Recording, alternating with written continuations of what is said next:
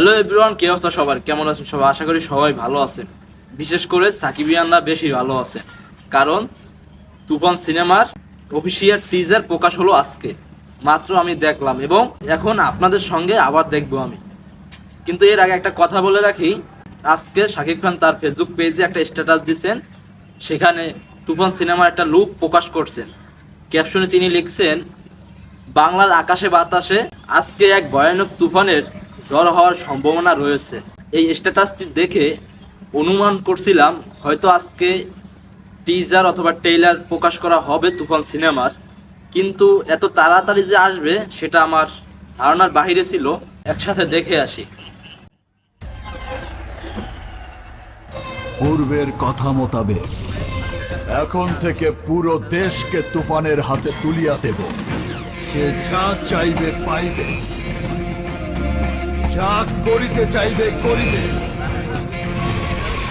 তাহাকে কোনো কিছুতেই বাধা দেয়ার এখতিয়ার কেউ রাখিতে পারবে না।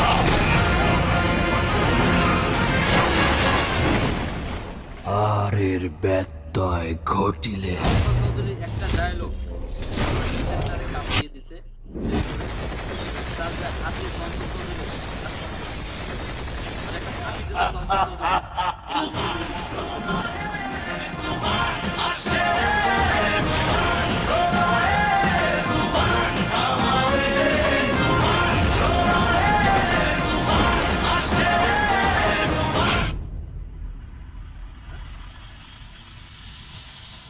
তুফান, খুব ভয় পাইছি রে।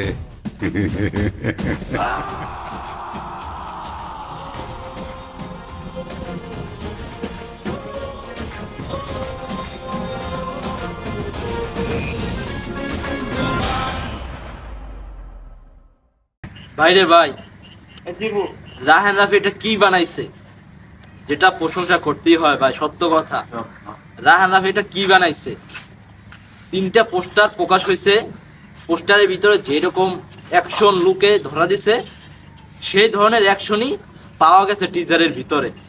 রাহান রাফির ক্যারিয়ারে যত সিনেমা করছে, তার ক্যারিয়ারের সর্বসেরা সিনেমা হতে যাচ্ছে তুফান, এবং নিজের সেরাটা দিয়ে কাজ করছেন তুফান সিনেমায়, যেটা টিজার দেখে বোঝা যাচ্ছে।